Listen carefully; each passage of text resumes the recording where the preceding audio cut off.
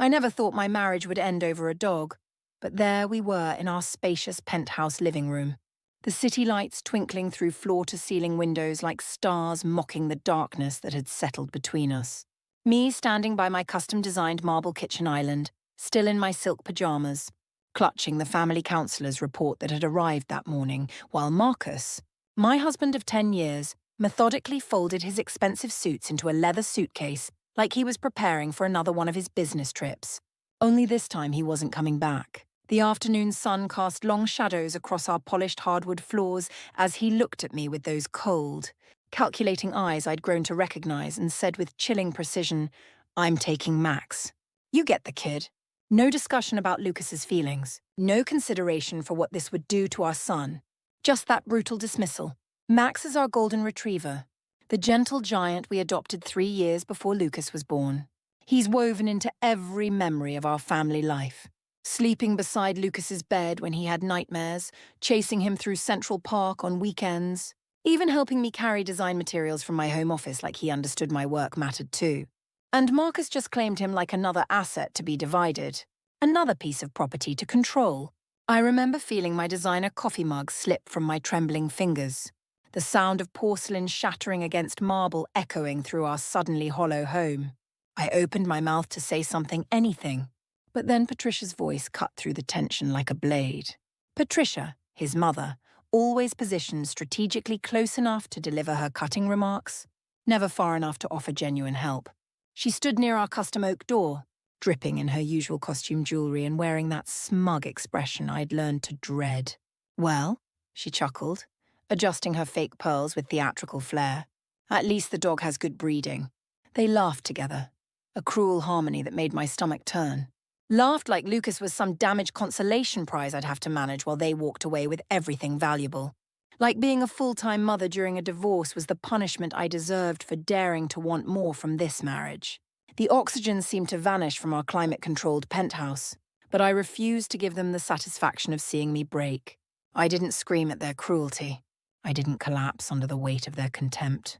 I simply turned away from their toxic performance and picked up Lucas's latest drawing from my granite countertop, a beautiful sketch of our family holding hands under a brilliant sun that he'd made in art therapy, and walked past them with quiet dignity because my son was in the next room. Lucas, 9 years old, sitting cross-legged on the plush carpet of his carefully designed bedroom, wireless headphones blocking out the world, coloring in one of his many sketchbooks. He didn't see the storm tearing apart everything he'd known as normal. Not yet, though I knew his perceptive heart had already begun to sense the shift. And in that moment, surrounded by the expensive furniture and designer decor that suddenly felt meaningless, I made a sacred promise to myself. He will never believe he was the problem in this toxic equation. Let Marcus take the dog he's using as a weapon. Let Patricia think her son has won some twisted victory. I wanted Lucas more than anything Marcus could take from me. I chose Lucas, and I would protect him from everyone who treated his tender heart like collateral damage, especially from the people who found joy in his confusion and pain. But that's not the part I came here to tell you. The part you need to hear is what happened a few weeks later on court day. That's when my son, my sweet, observant, incredibly brave Lucas, walked up to the judge with steady determination, cleared his throat and asked, "Mom, can I read what Dad texted me last night?" The entire courtroom fell into absolute silence. The judge's eyebrows lifted with sudden interest. Marcus's lawyer's face drained of all color.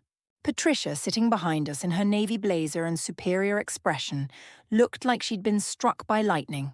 And in that powerful moment right there in front of everyone who mattered, Lucas held something more devastating than any legal document ever could. The unfiltered truth. He was only 9. But he understood everything with a clarity that adults spend lifetimes trying to achieve. And for the first time, every adult in that room had no choice but to listen to what he had to say. But let me take you back to the beginning so you understand why that moment changed everything forever. Because it wasn't just one explosive argument. It wasn't one toxic comment hurled in anger. It was years of systematic emotional destruction. Marcus's calculated campaign to make me feel like I was always overreacting, always too sensitive, always the one destroying our perfect family image. His manipulation was sophisticated and relentless. When Lucas cried after Marcus raised his voice, it became my failure for not teaching him to be tougher. When I asked for help with parenting or household responsibilities, I was labelled as nagging and demanding. When I finally found the courage to say I wanted out of this suffocating marriage, he told everyone who would listen that I was mentally unstable, that he was the only thing holding our family together. And people believed every carefully crafted lie. They always did because Marcus is magnetic and charming, articulate and successful. The kind of man who remembers everyone's name at parties and makes everyone feel special until the moment they're no longer useful to him. But Lucas saw through the performance in ways no one else could. He noticed how Marcus's entire demeanor changed the second we were alone as a family. He watched how I would stop mid-sentence whenever Marcus entered a room, my confidence evaporating like morning mist. He observed that I never laughed with genuine joy anymore, that my smiles had become careful and measured. Not really free, not really mine. And when Marcus took Max and walked out of our lives like we were inconvenient debris he needed to clear away, Lucas didn't dissolve into tears. He just sat beside me that evening, holding Max's worn leather collar with heartbreaking tenderness, and said with devastating simplicity, "I don't think Dad actually likes us very much." That was the beginning of the end, and unknowingly the moment when truth began to emerge from the shadows where Marcus had hidden it. When people imagine a single mom navigating a custody battle, they often picture complete chaos. Screaming matches, doors slamming, police calls, dramatic confrontations worthy of television. But that's not how my battle began. Mine started in profound silence. It was the heavy silence that followed Marcus's departure with our dog, and that cruel smirk. The kind of silence that follows a devastating tornado. Not loud or dramatic, just utterly empty. Every drawer he had methodically emptied, every coat he had removed from our closet, it all whispered through our penthouse like a ghost saying, "He's really gone." At first, Lucas didn't bombard me with difficult questions. He just continued drawing and sketching, creating superheroes and sunset landscapes, sometimes adding pictures of Max wearing a cape like a guardian angel. I pretended everything was perfectly fine, overcompensating with homemade gourmet lunches, complete with handwritten notes of encouragement, extra bedtime stories, elaborate weekend activities. I let him sleep in my king-sized bed most nights because the darkness frightened him again, something he hadn't experienced since kindergarten. Our penthouse apartment wasn't just expensive, it was our sanctuary. I had painted Lucas's room a calming shade of sky blue and installed programmable LED starlights across his ceiling. He loved knowing the stars were watching over him while he slept. I worked from my home office as a freelance graphic designer, building a portfolio that attracted high-end clients while Lucas was at his private school. The income was more than sufficient, and it gave me precious time with him, something I wouldn't sacrifice for anything Marcus could offer. The mornings revealed the true extent of our transformation. That's when I noticed how profoundly everything had shifted. I'd wake up to find Lucas already dressed in his school uniform, sitting quietly at our dining table, staring at his organic cereal without touching it. He used to bounce around our kitchen in the mornings, firing off endless questions about dinosaurs and space exploration and whether sharks really had thousands of teeth. Now he was eerily still, lost in thoughts too heavy for a 9-year-old to carry. I knew his heart was breaking and I felt helpless to repair the damage Marcus had inflicted on both of us. When Marcus and I first met, he was magnetic in all the ways that mattered to my 23-year-old self. Confident, charming, ambitious, successful. He made me feel seen and valued in ways I'd never experienced before. I was working as a marketing assistant at a small firm when he came in to discuss a major advertising campaign. He left with a signed contract and my phone number. Within a year, we were married in an elaborate ceremony his family orchestrated. By the time Lucas was born, I had already begun the exhausting work of making excuses for Marcus's behavior. At first, it seemed like minor relationship adjustments. He'd forget to pick me up after work, or he'd make cutting remarks about my post-pregnancy body disguised as playful teasing. He called it harmless banter between spouses. I convinced myself it was just stress from new parenthood. But those isolated incidents gradually formed a suffocating pattern. He controlled our finances, our social calendar, our thermostat settings, even the way I interacted with Lucas. When Lucas caught a cold, Marcus accused me of making him weak by allowing him to rest and recover. When Lucas sought comfort after nightmares, Marcus would lecture him that boys don't cry. That's when I started keeping the baby monitor on throughout the night. Even when Lucas reached school age, not to hear if Lucas needed me, he had learned not to call out anymore, but to monitor Marcus's movements and moods in the darkness. People never witnessed Marcus's private cruelty. They only saw the version who hosted elaborate backyard barbecues and delivered entertaining toasts at dinner parties. Patricia, his mother especially, believed Marcus was absolutely perfect in every way. She once told me with complete sincerity, "You're incredibly lucky he tolerates your emotional outbursts." And I remember staring at her in that moment, wondering how many other women had been silenced with those exact words. How many had been made to feel grateful for basic human decency. I was completely exhausted, not just from the demands of parenting, but from the constant performance, pretending we were the perfect family, pretending I wasn't disappearing inside my own beautiful home, pretending Lucas was thriving when I could see him withering under his father's impossible expectations. The final breaking point wasn't cinematic or dramatic.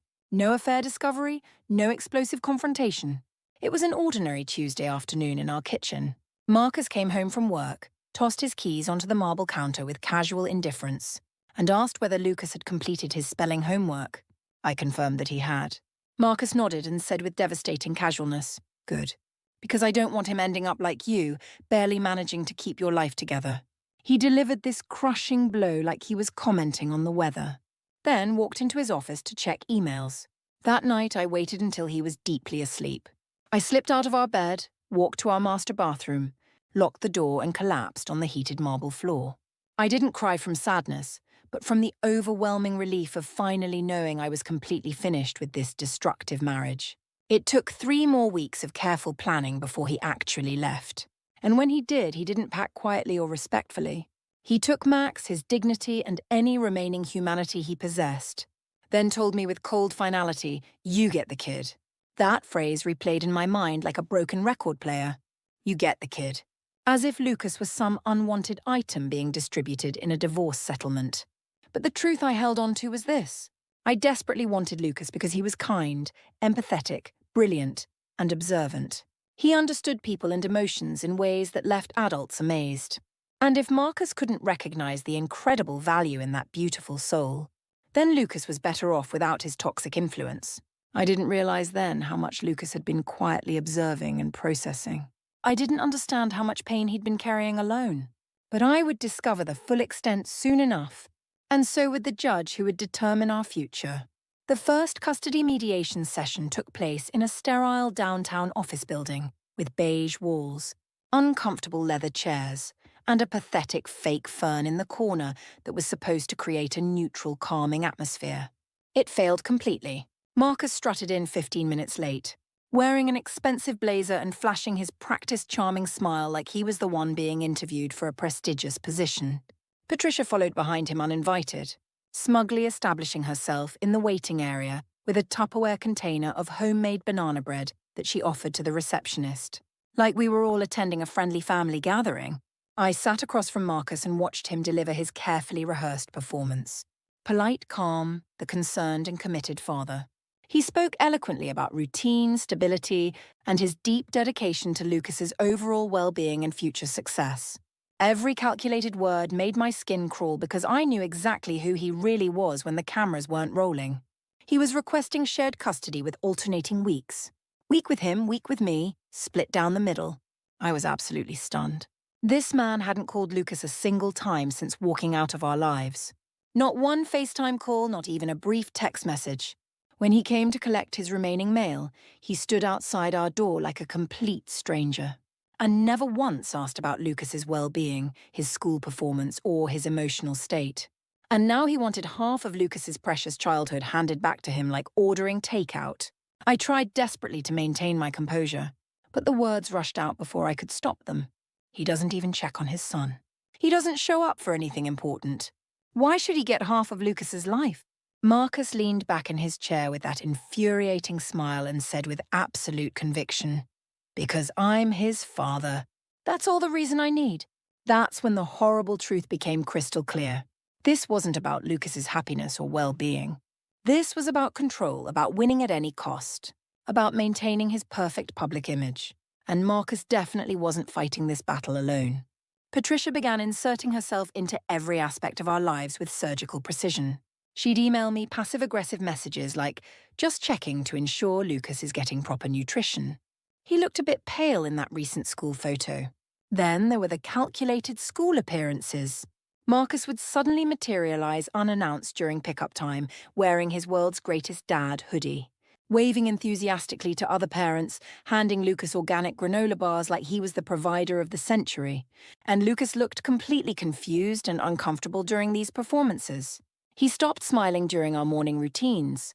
At home, I noticed a troubling shift in Lucas's behavior and emotional state. He started asking me harder, more painful questions. Why does Dad tell people you don't want me to see him? Did you really tell him I'm scared of staying at his new place?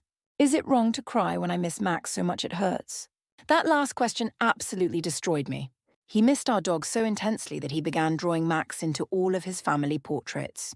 Except now, Max was always positioned between Lucas and me, almost like a protective guardian angel. One night, Lucas approached me with visible anxiety and whispered, "Dad told me not to tell you this, but he says you cry too much and I'll be emotionally damaged if I live with you all the time."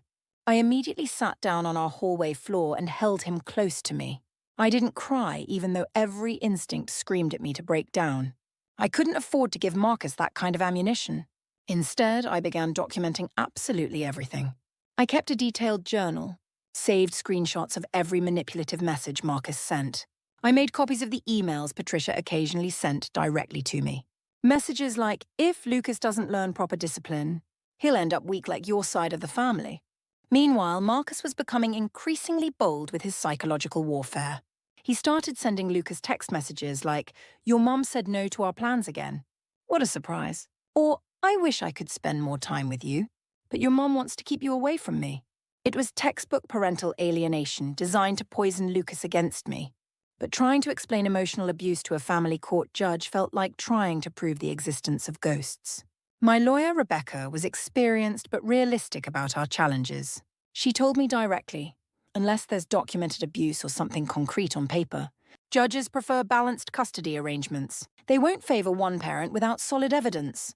Evidence? That word haunted my dreams because most of the damage Marcus inflicted wasn't physical bruises or direct threats. It was delivered through tone, through lies disguised as concern, through systematic emotional erosion. Lucas was being slowly destroyed from the inside. Still, our court date was officially set. I had exactly 2 weeks to prepare the most important case of my life. I spent every night meticulously reviewing our text conversations, organizing dates and incidents, building what felt like the world's quietest legal argument. Then one night, I went to check on Lucas before bed and found him sitting upright, his face completely pale, holding his tablet with trembling hands. "Mom?" he asked, his voice barely above a whisper. I don't think Dad meant for me to see this message. He handed me the screen with the weight of the world in his eyes. I scrolled through the messages, my stomach twisting with each brutal word. There it was in undeniable black and white digital evidence. Marcus texting someone, probably his new girlfriend, ranting about how Lucas was too sensitive, how he'd fix that weakness once he gained more custody. And the most devastating message of all, can't wait to be done with that pathetic brat so I can get my real life back. Lucas looked at me with glassy eyes that had seen too much and asked the question that shattered my heart. Is it my fault he doesn't want me? I felt my entire body turn to ice. No, I said with fierce conviction. No, sweetheart. You didn't do anything wrong. You're absolutely perfect exactly as you are. Your father is the one who's broken inside. That night, I knew with absolute certainty that we finally had our evidence. Not just for the judge, but for Lucas to understand that none of this was his fault. He deserved to be heard, respected, and protected, and very soon he would be. The night Lucas showed me those devastating texts from Marcus, something fundamental shifted inside my soul. Up until that moment, I'd been fighting desperately just to survive the storm Marcus had created. But suddenly, I wasn't just reacting to his attacks anymore. I was ready to fight back with everything I had.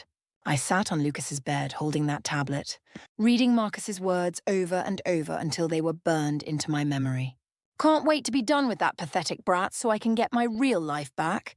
He cries like a baby, just like his mother. Completely useless. Marcus had sent them to Lucas by accident, messages intended for someone else. Maybe the woman he'd been seeing.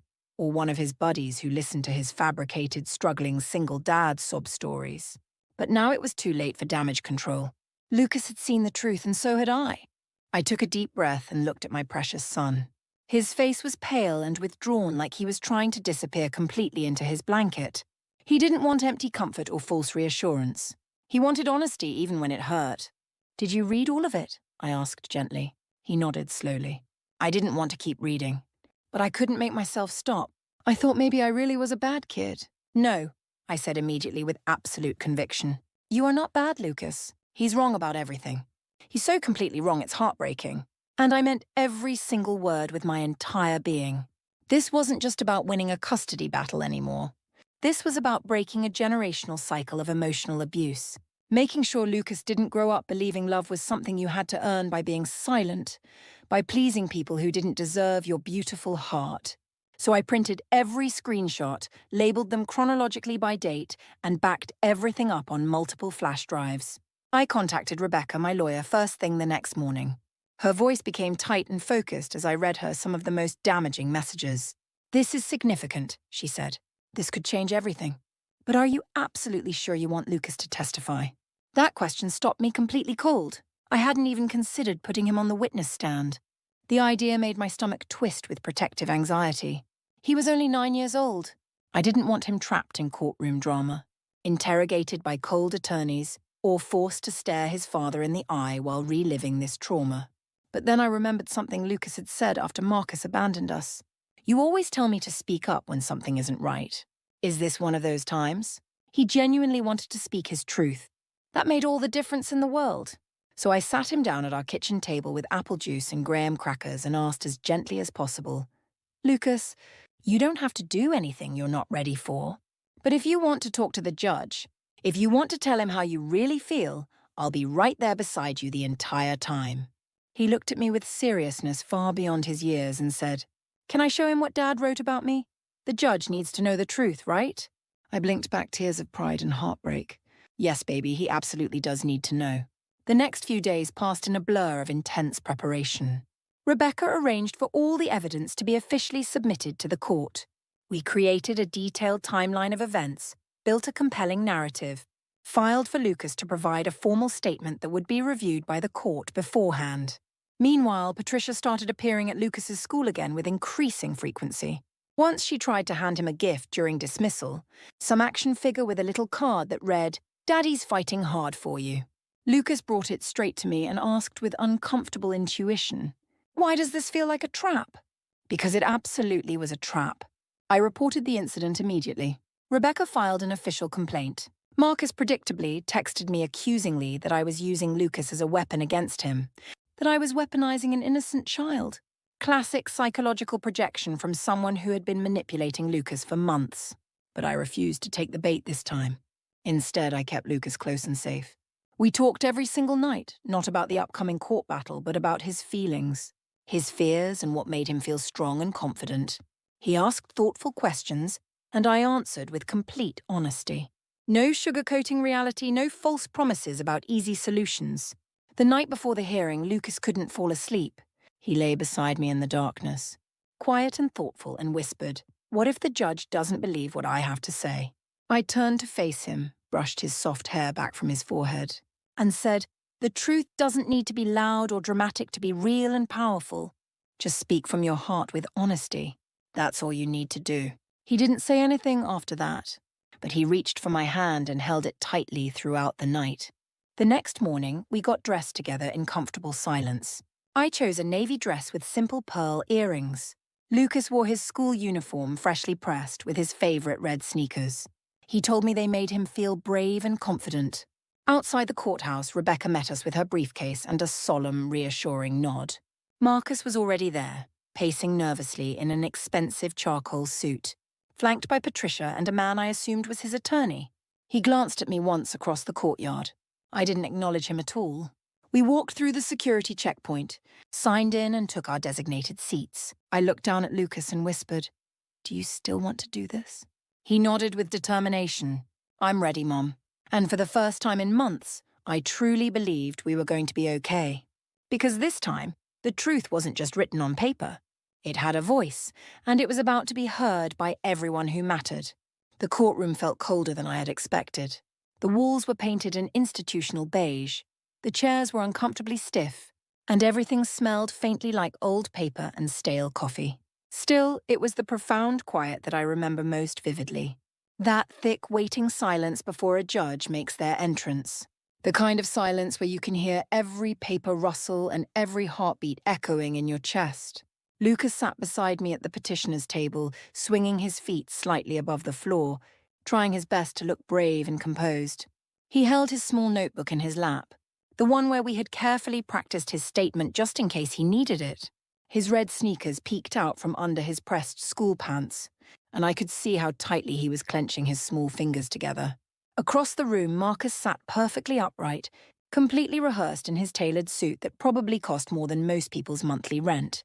He glanced at Lucas once, but quickly looked away when he saw Lucas watching him. Patricia sat directly behind him, lips pressed into a tight line, eyes scanning the room like she was the one being judged and evaluated. When the judge finally entered the courtroom, everyone rose respectfully. He looked down at the thick file before him, our case number, names, and the substantial stack of documents we'd submitted over the last several months. He didn't smile, but his presence commanded respect. He didn't need theatrical gestures to establish his authority. After the standard formalities, Marcus's lawyer stood to speak first. She was polished and confident, presenting a narrative I had heard countless times before. Mr. Henderson seeks equal parenting time, emphasizing routine and emotional stability for the child. He has demonstrated consistent interest in Lucas's well-being and development. Consistent interest. Marcus hadn't called Lucas on his birthday, hadn't asked about his food allergies, didn't even know Lucas still needed his nightlight to sleep peacefully. I clenched my jaw and forced myself to remain silent and composed. Then it was our turn to present our case. Rebecca stood with measured professional calm. Your Honor, we are requesting primary physical and legal custody. We have submitted documented evidence showing deeply concerning communication and behavior patterns on Mr. Henderson's part, including inappropriate messages sent directly to the minor child. The judge raised an eyebrow with obvious interest. Messages sent to the child directly?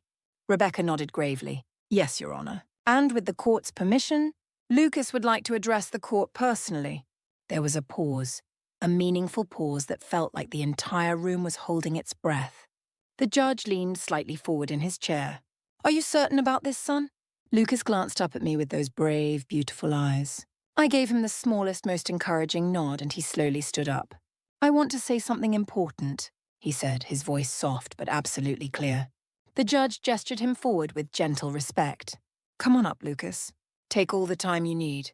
He walked slowly to the front of the courtroom, notebook clutched in his trembling hands. His hands were shaking, but he stood taller than I'd ever seen him stand before.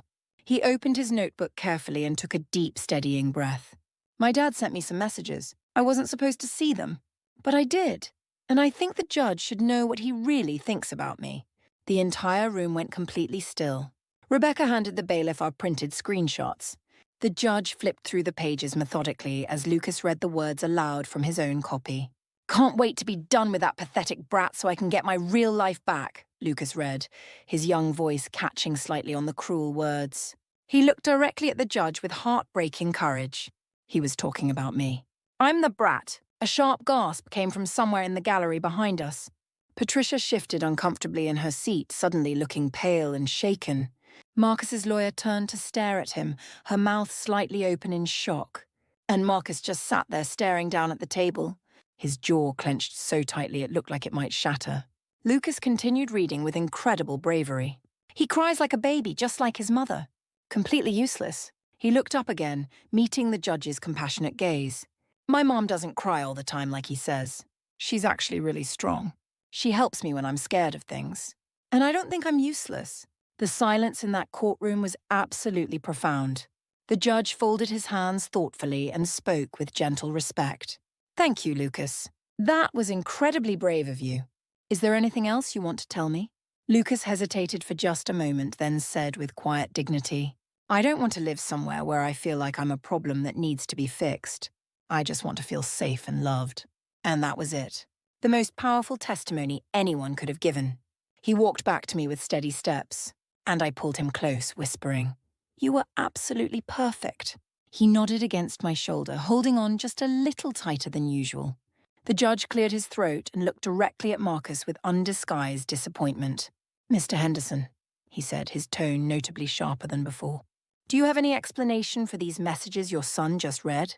Marcus started to speak, but his lawyer quickly interrupted, requesting a brief recess to confer with her client. The judge denied the request without hesitation.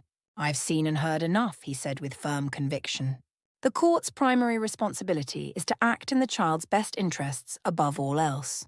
And based on the documented evidence, testimony, and this child's remarkable honesty and courage, I am awarding full physical and legal custody to Ms. Rodriguez. I didn't cry in that moment. Not there in front of everyone. I just closed my eyes and took the deepest breath I'd taken in months.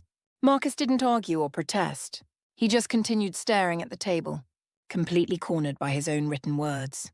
Patricia stood to leave before the hearing was even officially adjourned. Her confident banana bread optimism completely evaporated. And Lucas? He reached for my hand and smiled genuinely for the first time in weeks. "Can we get pancakes now?" he whispered hopefully. I laughed out loud, finally and freely. "Absolutely, sweetheart. We didn't discuss the courtroom drama during our drive home." Lucas rolled his window down and let the afternoon wind rush through his hair like nothing earth-shattering had just happened. Like he hadn't just exposed the darkest, most toxic side of his father in front of a judge in a courtroom full of strangers. Like he hadn't just completely changed the trajectory of both our lives with his courage. But that's exactly how children are built. They're designed to bounce back and find joy even when they shouldn't have to carry such heavy burdens. We stopped at a cozy family diner on our way home. Pancakes exactly like I had promised. He ordered his with whipped cream and chocolate chips piled high. I ordered coffee and barely touched it, just watched him with overwhelming gratitude. Every precious detail, his tired but relieved eyes, the way he used his fork like a tiny spoon. How he giggled when the syrup bottle made that funny squeaking sound. For the first time in many months, maybe even longer, he looked genuinely peaceful and content. "I did okay up there?" he asked between bites, syrup on his chin. "You did so much better than okay," I said with fierce pride. "You told the truth with incredible courage. That's the bravest thing any person can do." He smiled wide, mouth full of pancake, and went back to eating like he had just won the most important trophy of his life. And in the most meaningful way possible, he absolutely had. The final court documents arrived exactly 2 weeks later. Full custody granted to me without restrictions. Supervised visitation only for Marcus, pending a complete family therapist evaluation and ongoing professional monitoring, which realistically meant he wouldn't be seeing Lucas for a very long time, possibly never, unless he made drastic personal changes. He chose not to make those changes. Instead, Marcus disappeared from our lives almost overnight like morning fog. No phone calls, no text messages, no legal appeals. His expensive lawyer dropped him as a client. Patricia never attempted to reach out or maintain contact. The last we heard, through mutual acquaintances, he had moved in with someone new in another state and was starting fresh, like we had never existed. I suppose that's what emotional cowards do when confronted with consequences. They run away and pretend the damage never happened. At first, I kept waiting anxiously for the other shoe to drop. I thought maybe he'd find some legal loophole or try to manipulate the situation again. But the blessed silence held steady. And in that healing silence, something absolutely incredible began happening. Lucas came back to life like a flower finally getting sunlight. He started drawing again with passion and creativity. Not just simple sketches, but elaborate comic strips filled with bold colors and imaginative characters. He created one where I was the superhero, a cape-wearing mom who saved the day with homemade waffles and unwavering truth. I hung it on our refrigerator like it belonged in the Metropolitan Museum of Art. He began sleeping peacefully through the night again. No more creeping into my bed at 200 a.m. with nightmares about abandonment. He laughed more frequently and genuinely. He started asking endless questions again about space exploration and ocean depths and whether dinosaurs really had belly buttons. The sparkle was returning to his beautiful eyes. And me? I started breathing again, taking real, full, life-giving breaths. I expanded my freelance design business, attracted better clients, worked more reasonable hours, and started building a savings account for important things like soccer equipment and piano lessons. Luxuries I couldn't afford when every dollar went to legal fees and therapy sessions. I even joined a book club at the local community centre. Nothing dramatic or life-changing, just a group of women like me who understood resilience.